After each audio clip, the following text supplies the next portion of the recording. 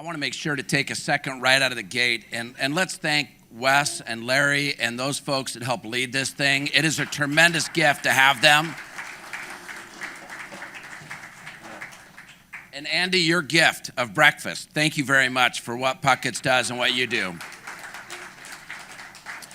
You know, I hope that when most people come to New Canaan Society, they're ready to lead vulnerably. And so I'm going to do that. I'm going to share my story with you. I think it will have places of applicability for your life. But whenever anybody starts their life story, and they start with the day they were born, it's going to go too long. I was born December 3rd, 1964, and I was my birth was a significant day. I think most people should probably say that, but it was different in my case in that I was born breech. Now we don't have breech-born babies anymore because if they see the babies coming out the wrong direction, they either try to twist it around or they do a C-section. But in 1964, you didn't find out a baby was breech until the feet came out. But for me, it wasn't feet coming out, it was foot coming out. I was a one-legged breech baby, which, by the way, I think would be a pretty cool grunge band. Like if I ever start one in Seattle, it's going to be one-legged breech playing tonight at the Rutledge, and it should be a good time. So I was born one-legged breech, and my mom was a nurse, and attending the birth was a Catholic midwife. And the reason you don't want babies born breech is the umbilical cord can get caught around the neck, they could drown in the amniotic fluid. There's all kinds of problems that could happen. And sure enough, when I was born blue. I was born dead. And a Catholic midwife, the training that they receive in that moment is that when a baby is born blue, that baby is given the mark of Christ. They are marked with the cross. And that happened for me. And it doesn't happen to every Joe baby, but it happens for the babies born dead. So when that happened, the emergency room, the birthing room became an emergency room. Everything freaked out. My mom started wailing. Doctors started pouring into the room. And it was a bit of a fiasco. Now, in 1964, how they did it was they did hot water, cold water. They dunked me in hot water and cold water, and spoiler alert, I survived. So it was obviously a terrible day, a scary day,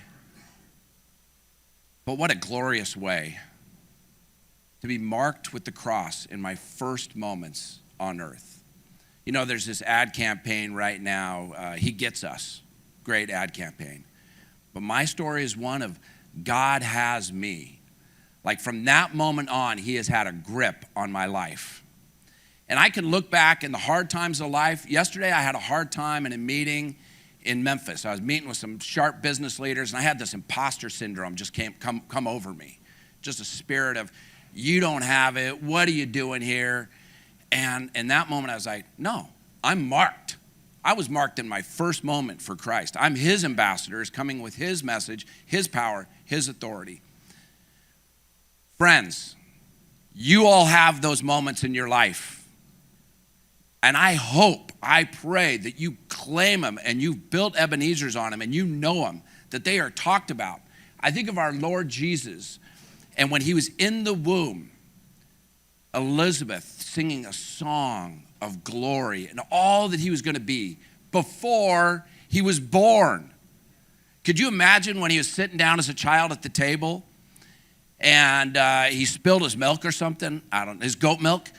And he if he might have felt stupid, his parents would lean over and go, no.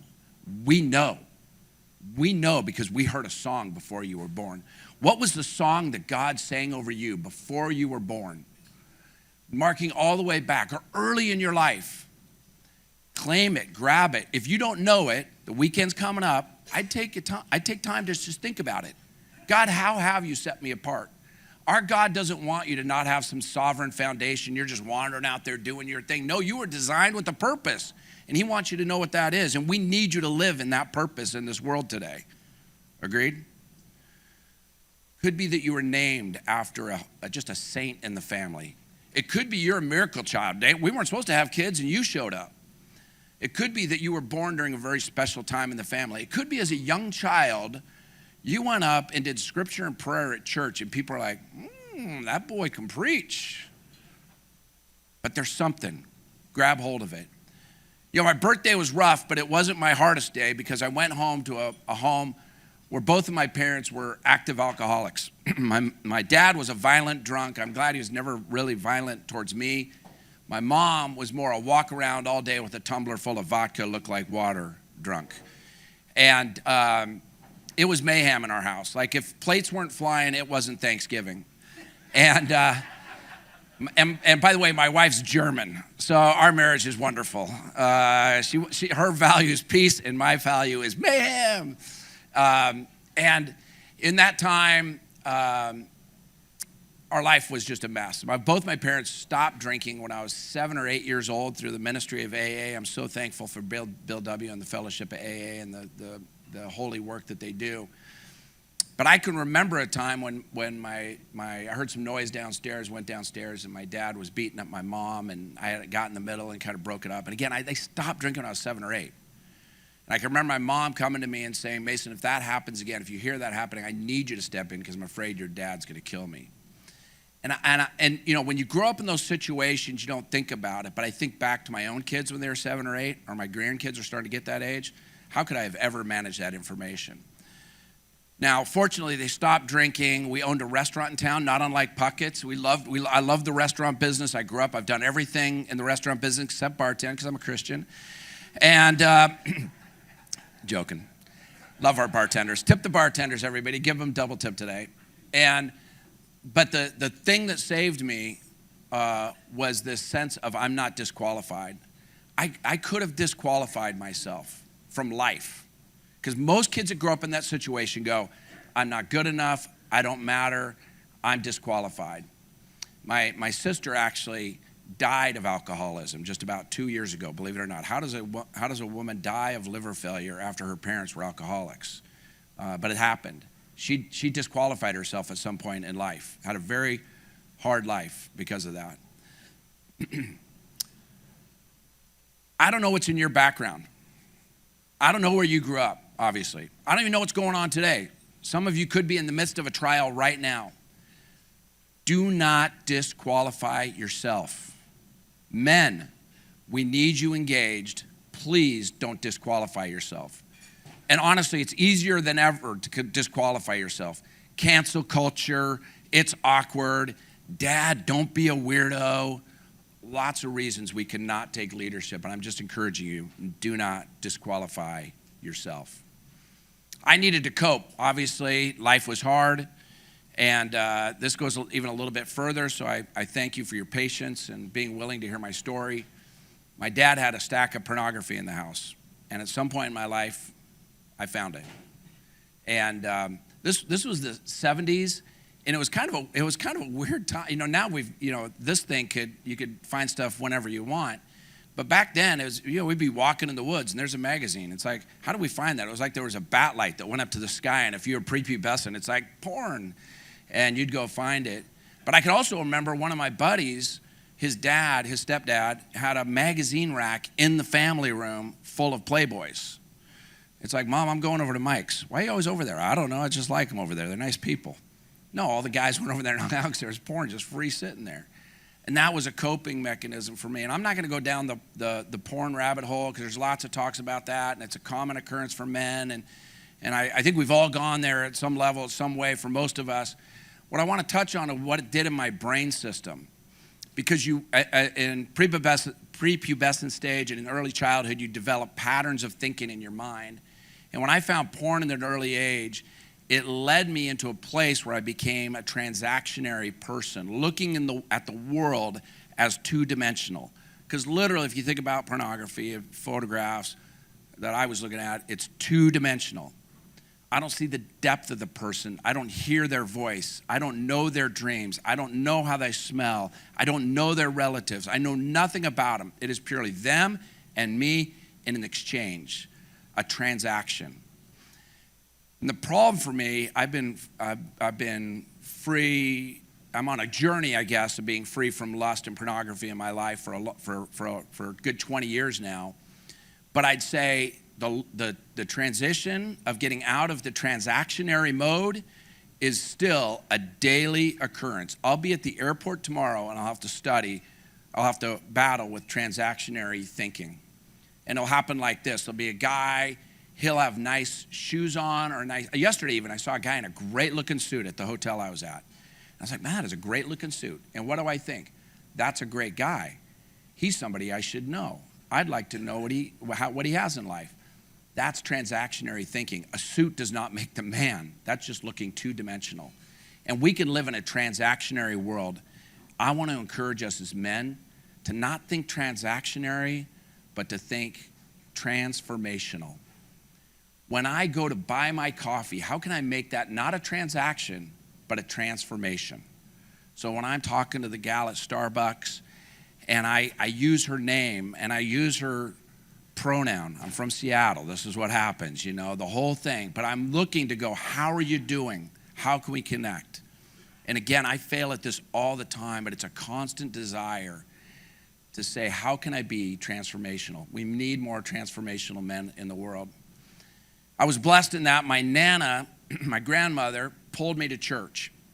And we went to a small Lutheran Brethren church in suburban Seattle, Washington.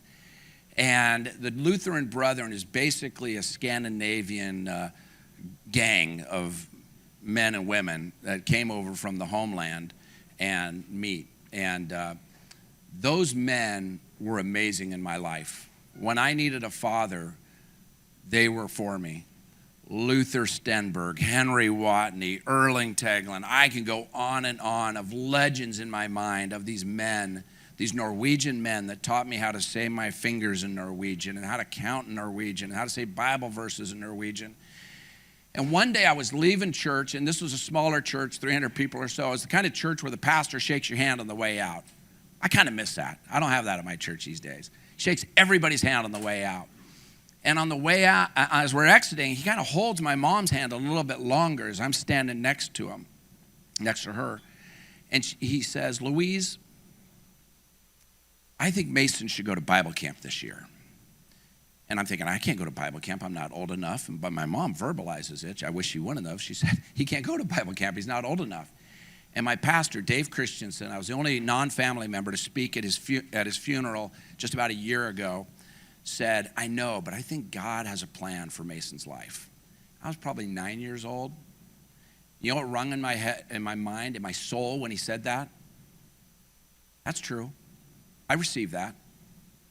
And would I be here today without that blessing? I'm not sure. So thankful for Dave Christensen and that he took that moment to speak into a lost kid from a drunk home looking at pornography and spoke vision and future beyond what I could even think or imagine, that I'd be sitting in Franklin, Tennessee. Are you kidding? The home of Stephen Curtis Chapman and all the other great heroes of the faith at Puckett's eating. I'm not sure what I ate, but it was really good. I almost choked on it. Thanks, Dan, for the lookout. Guys, I want to be here to encourage you today on 4 fronts. One is God has put sovereign foundations in your life. I have no doubt about it. I've been speaking to guys, men and women actually across the country for decades about this. And I know he has put sovereign foundations in your life. You need to identify what those foundations are. How has God spoken into your life early on? And if you don't have them, ask for them. God doesn't want you to live in confusion. Secondly, do not disqualify yourself. We need men in leadership. The reason I took this role a year and a half ago, I loved what I was doing in Seattle. I was working with C-suite executives, business owners, helping them integrate their faith and work. Seattle was a train wreck, and we were transforming the city, and things were happening for the glory of God. God's not done in Seattle. God's not done in San Francisco. He's not done with the United States. He's not done with our world. He's not done with you. In fact, yeah, thank you. Today I'll have a 2-hour meeting with leaders in Seattle. I'll be on Zoom talking about that still. And this weekend I was at our new Canaan Society California regional retreat. In San Francisco, which is still in a struggle space, the chapter director stood up and said that. He said, this is why we're here, men, is because God's not done with San Francisco. These are great American cities that we need to recapture. Anyway, I didn't want to leave.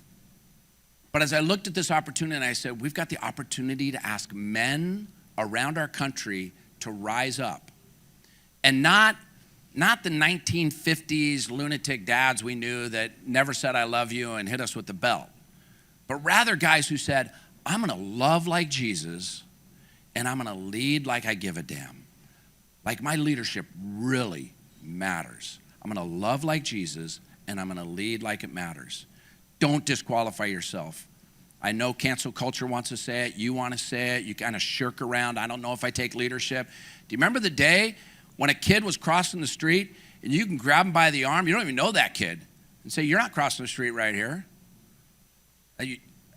Does that happen anymore? No, because we've stepped back from leadership. And so I just want to encourage you in that. Third, speak hope into the next generation. You have children, you have grandkids, you have neighbor kids, you have kids you coach, you have kids at church, you have kids at Sunday school. You have kids that you may pass on the street that don't even know your name, but God says speak to that child and give them hope in life. And I just want to encourage you to do that. Your voice, because of who you are, just by being in this room, you have power and authority, and I'm talking about power to serve and love and to speak into kids' lives. Who are the kids in your life that need that hope, that need that vision, that need that future? And don't think it's too late. You could still do it. One of the things we're doing with New Canaan Society is gathering men around the country. We have 58 chapters around the country. Our newest one just opened last month in Boulder, Colorado. SCO Buffs, that's what they say up there. By the way, when Wes was talking about the poll released on Tuesday and the controversy, I thought he was talking about two-loss Alabama being in the college football playoff poll. I mean, that's just garbage. I'll fight over that. So we're gathering men across the country and doing what we're doing here at 58 places across the country. And I'm glad you're a part of this movement. We need to be a connected movement. I really want Franklin to be successful. But if Nashville's not successful, my bet is Franklin's going to struggle. And if Nashville and Franklin aren't successful, Memphis is going to struggle. And the three of them aren't successful, the whole state's going to kind of wash east. So we need to be together. And that's why I really thank you for being a part of this. I'm thankful for Wes and Larry and their leadership. And I just encourage you to follow us on social media, look for us on the web, and be a part of this movement. I don't think you'll be discouraged. I think you'll only be encouraged. And then the other piece I want to give to you is that February 28th through March 2nd, so coming up this winter, we will have a national retreat.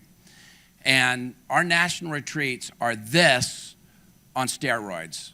3 days, hundreds of guys from around the country, all with the same heart, collaborating together. And what's happening around the world is going to come to Franklin. By the way, the world is coming to Franklin. All my tax-free friends from Seattle are coming to Franklin or Phoenix, or you know that. I have to rent a car like 2 months in advance to get a car at the airport here.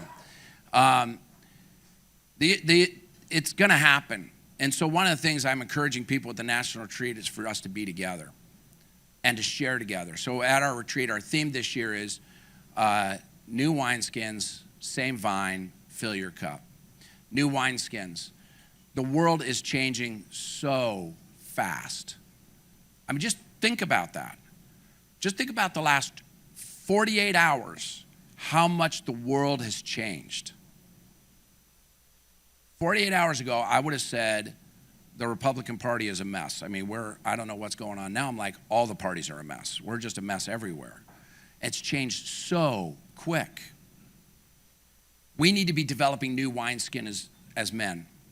It was funny, Wes said to me, have you heard the phrase, old dogs, new tricks? I'm like, yeah, I know, but we got to get these guys some new tricks. I know we got a few old dogs in the room, but let's get us new tricks. But new ways of thinking, new ways of operating, new ways of thinking, new ways of caring, for our families. New wineskins. And then secondly, I want you to know for New Canaan Society, it's the same old vine. We aren't changing our hymn. Our board this January confirmed our orthodox stance. God created the earth. Jesus was with God along with the Holy Spirit. There was sin in the world that entered into it. God sent his only begotten Son to save him. One man, one woman, two genders. We are solid orthodox organization.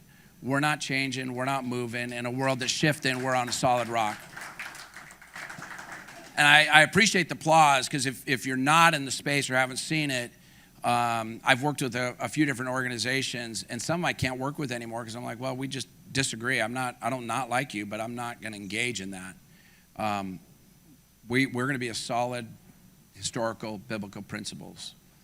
Now you take a solid historical biblical principles up against a quickly changing culture, that's a challenge. And I'm really excited about our younger generation. Like I was with 16 Nashville New Canaan Society brothers last night for dinner in Green Hills. And those guys are so easy to adapt, not adapt, but to meet the challenges of the day. I hit the challenges of the day and I just want to bounce back. Like, that's bad. But they start a conversation. So I think there's great hope ahead. And it's really a mindset and a way of thinking in the younger generation that can help us. So, new wineskins, same vine, fill your cup. The hope for is it's just going to be a great time. We've got Kurt Thompson speaking, a psychiatrist from Washington, D.C. As I say that doesn't sound like a great speaker, but he really is a good speaker. He's an author. He's not just a psychiatrist from D.C. Obviously, we don't have enough psychiatrists in D.C. We should just tell them to stay there and work, not come down. And we've got Ed Moy, former director of the U.S. Mint, part of the Bush administration, special advisor to the president. We've got a great lineup of speakers. Wes and Larry can give you the information on that stuff. So I hope you'll think about joining us February 28th through March 2nd. And then we do have a few more minutes. And I'll be around for questions and answers. And so if you want to ask me questions about New Canaan Society, happy to ask. We are a very lean organization. I'm the only employee. It's me and 5 1099 employees, so I call it Mason and the Avengers. We're going to go out on the road, and these guys really are superheroes, men and women that help me do our job: events, marketing, database, web services, and operations. It's a great model because then our budget is only about $500,000 a year. I mean, we are lean and mean, and all of our chapters, every single one of our chapters are volunteer-led with proven, experienced, high integrity business people that are in here doing, and then of course Wes and Larry, that are in here doing the job. So I'm really thankful for our men across the country. Here's what we're gonna do though. We're gonna take some time to talk at the table, because you don't need to hear me talking, you need to hear from each other. So first of all, you may not have this, so if you don't have it, it's okay. But if you have a story about your name, just give your name around the table. It's a really easy question. And where does your name come from? Everybody should be able to answer this. Maybe your name, it doesn't have significance. Just say that. I don't know. I don't know why they came up with Jeremiah. I think it might come from biblical stuff, but I don't think you just kind of dreamed that one up. So around the table, that's the first question. And then the second question, just a matter of time, is who can you encourage today? And then just take a second, and who encouraged you in life? A coach, a teacher, a parent, a grandparent. So we've got about 7 minutes, so turn, table talk, be more than 2 in a group, because 2 is awkward, make it at least 3, add somebody if you need to. 3 questions, I guess it would be. Your name, where it came from. Second question is, who encouraged you in life? And third question is, who do you need to encourage? All right? Ready, go. Thanks, guys.